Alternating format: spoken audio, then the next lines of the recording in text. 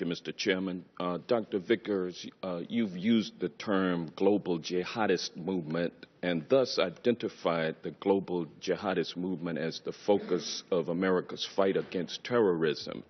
Isn't it a fact that the global jihadist movement is very closely linked to the teachings of Wahhabism?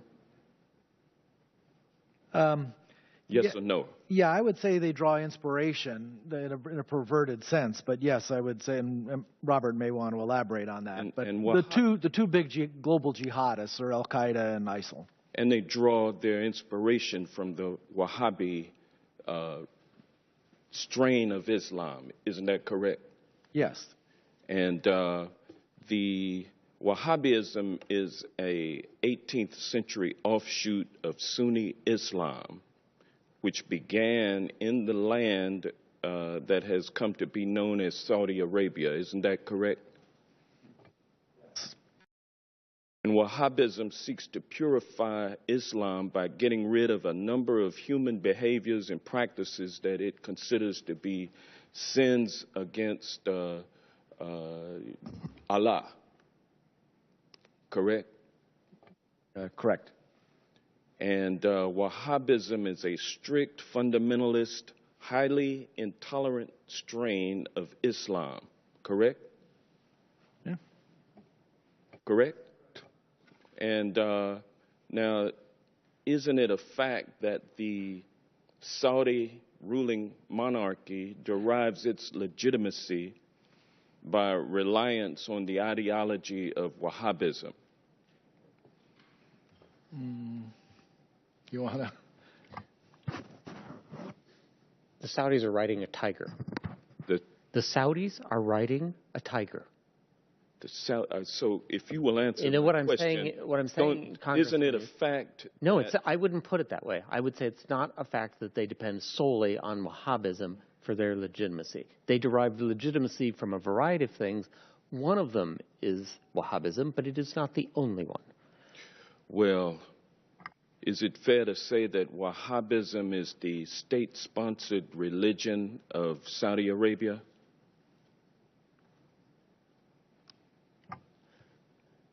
Yes, the Saudi government sanctions Wahhabi imams in their major mosques.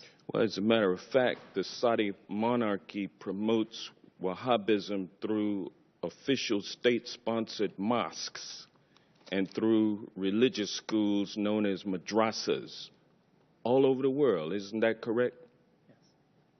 Yes.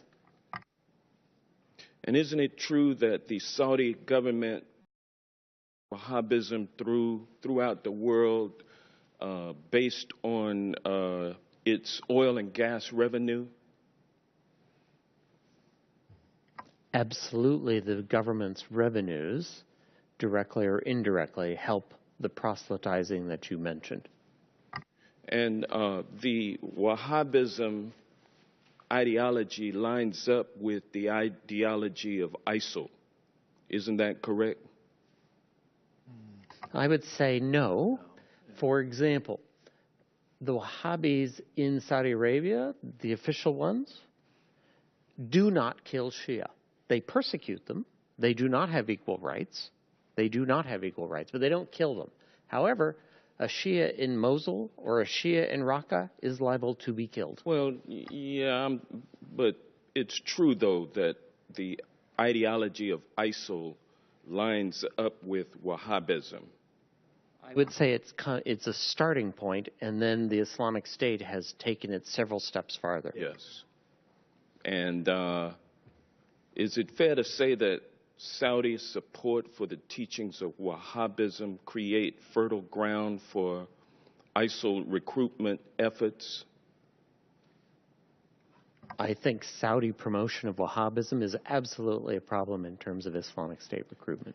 And so we will be unable to defeat the global jihadist movement, which is based on largely Wahhabism, which is a state-sponsored religion of Saudi Arabia, without somehow enlisting the support of the Saudi royal family in withdrawing its financial support for Wahhabism.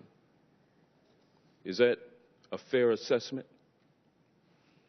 So in the discussion we had earlier about dealing with radicalization in the first place, this is what you're talking about, right? I think Saudi Arabia is a center of where that needs to take place.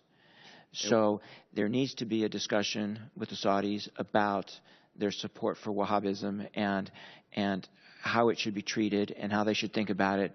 So absolutely right. What was the latest amount of arms that we sold to Saudi Arabia? The latest shipment, I think it was, what, $100 million worth of arms? Well, there's support for the campaign in Yemen, but the arms sales that occur periodically are in the billions of dollars. Thank you.